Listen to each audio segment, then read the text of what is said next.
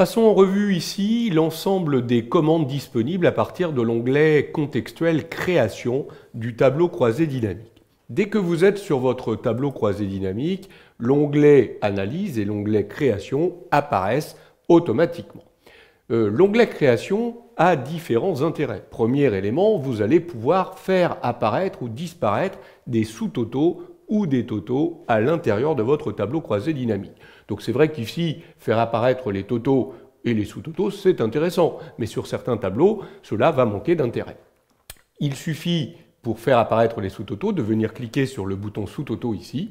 On peut ne pas les afficher, vous voyez qu'ils vont disparaître pour Toulouse, Lille, Lyon, Brest, ou on peut les faire réapparaître, et si on les fait réapparaître, on peut les mettre en bas du groupe. Il rajoute une ligne totale après chaque groupe, à la fin de chaque groupe, pour vous afficher ce total.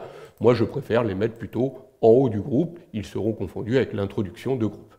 Voilà pour les sous-totaux. Le principe est le même pour les totaux. On peut décider de les désactiver. Vous voyez qu'automatiquement, les totaux disparaissent. Ou on peut les activer que pour les lignes, que pour les colonnes, ou pour les lignes et les colonnes. À vous de savoir si ces totaux, ces sous-totaux sont importants. Vous avez ensuite différents boutons qui vont vous permettre de modifier la disposition de votre rapport, de votre tableau croisé dynamique, à la fois les couleurs, mais également la position des différents éléments. Donc disposition de rapport, c'est différents modèles qui vous sont proposés. On est dans une forme compactée ici. On pourrait passer en mode plan. Alors, vous voyez, le mode plan, il fait apparaître deux colonnes. Alors, il peut y avoir un intérêt, par exemple, pour les filtres, vous voyez, puisque là, je vais directement avoir le petit bouton de filtre pour les sites, puis ici, le petit bouton de filtre pour les catégories. On pourrait également utiliser ce mode-là, mode plan ou mode tabulaire, qui est très proche, simplement il ramène en plus le contour ici des cellules.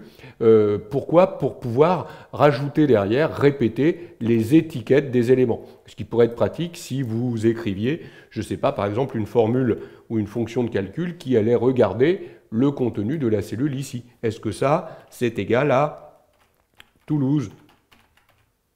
Et si c'est le cas, je mets 1, sinon je vais mettre 0, peu importe. Vous voyez, si je recopie ici ma formule de calcul vers le bas, pas de problème, puisque j'ai bien répété les Toulouse. Par contre, si je reviens dans le tableau, mais je n'ai plus les éléments répétés, évidemment ici, ça peut me poser un problème sur ma formule de calcul. Voilà, donc si vous faites comme ça des opérations de calcul, à partir d'un tableau croisé, il pourrait peut-être être intéressant de passer dans ce mode, cette disposition un peu différente. Sinon, la forme compactée semble quand même la forme la plus dynamique. Vous pouvez demander de faire apparaître une ligne vide pour séparer chacun des groupes que vous avez réalisés ou pas. Puis après, le reste, c'est que du formatage de tableau croisé. Vous faites apparaître des en-têtes de lignes qui seront formatées différemment, des en-têtes de colonnes qui pourront être formatées différemment. Vous faites apparaître, si vous voulez, des lignes à bande que vous pourrez formater comme vous le souhaitez. Et vous avez, une fois que vous avez coché vos cases ici, tous les modèles de tableau. Je vous rappelle que tous les modèles qui sont proposés ici dépendent finalement du thème. Ça veut dire que si vous allez aller chercher un autre thème, si vous avez créé votre propre thème, là je vais prendre le thème Salle Lyon, juste simplement pour vous montrer que dans l'onglet Création, les différentes couleurs qui sont proposées sont liées aux couleurs de ce thème. Si vous avez créé votre propre thème, vous irez chercher ici votre thème personnalisé et vous pourrez l'appliquer automatiquement à votre tableau croisé dynamique. Si vous ne connaissez pas la gestion des thèmes, je vous renvoie aux leçons vidéo qui traitent de cela. Sinon, vous pourriez même aller créer carrément votre propre style en bas de tableau croisé dynamique où vous pourriez indiquer pour chacun des éléments le formatage que vous appliquez. Donc on viendrait sur chaque élément ici du tableau, chaque composant du tableau, et on cliquerait dans Format pour indiquer le formatage que l'on applique.